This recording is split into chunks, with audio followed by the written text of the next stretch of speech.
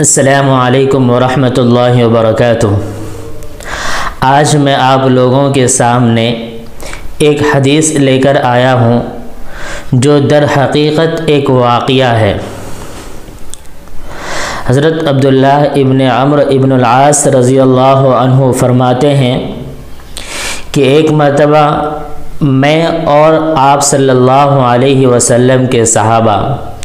نبی کریم صلی اللہ علیہ وسلم کے ساتھ ایک مجلس میں بیٹھے ہوئے تھے۔ نبی کریم صلی اللہ علیہ وسلم نے فرمایا،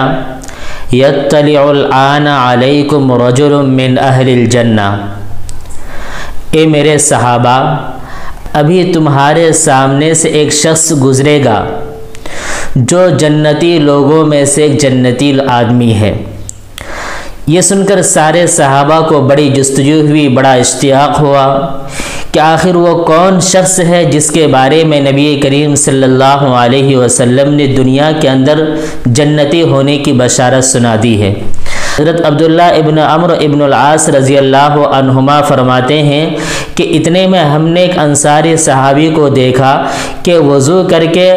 اپنے داڑھی سے پانی کو جھاڑتے ہوئے اور اپنے جوتے کو ہاتھ میں لیے ہوئے ہمارے سامنے سے گزر رہا ہے۔ حضرت عبداللہ ابن عمرو ابن العاص رضی اللہ عنہما فرماتے ہیں کہ ایک دن یہ معاملہ پیش آ گیا۔ نبی کریم صلی اللہ علیہ وسلم نے اس انصاری صحابی کے بارے میں جنتی ہونے کی بشارت ہمیں سنا دی اور ہم نے اس صحابی کو اپنی آنکھوں سے گزرتے ہوئے دیکھ بھی لیا۔ فلما کان الغد قال النبی صلی اللہ علیہ وسلم مثل ذالک۔ حضرت عبداللہ ابن عمرو ابن العاص رضی اللہ عنہما فرماتے ہیں جب دوسرا دن آیا اور اسی طرح ہم لوگ نبی کریم صلی اللہ علیہ وسلم کے ساتھ مجلس میں بیٹھے ہوئے تھے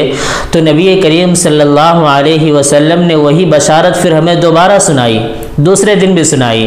اور ہم کیا دیکھتے ہیں کہ وہی آدمی جو پہلے دن ہمیں نظر آیا تھا وہی آدمی دوسرے دن ہمارے سامنے سے گزر رہا ہے۔ فطلع ذلك الرجل مثل المرۃ الاولى، وہی انصاری صحابی اور جس حالت میں وہ کل گزر رہا تھا آج بھی اسی حالت میں گزرتے ہوئے ہم نے ان کو دیکھا۔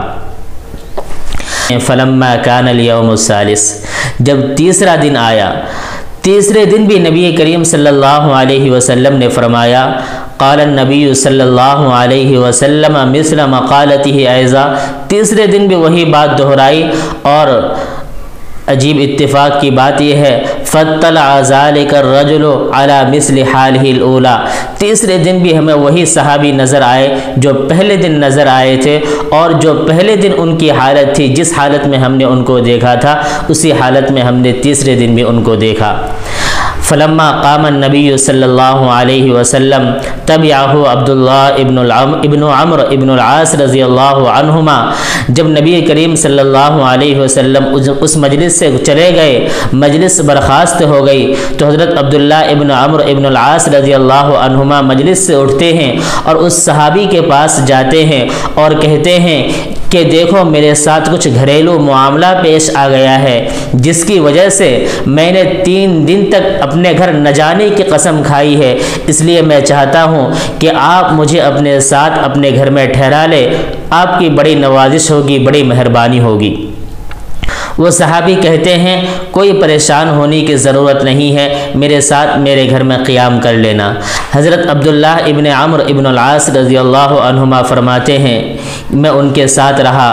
اور 3 دن تک ان کے ساتھ رہا، ان کے گھر میں رہا، لیکن فلم ارکا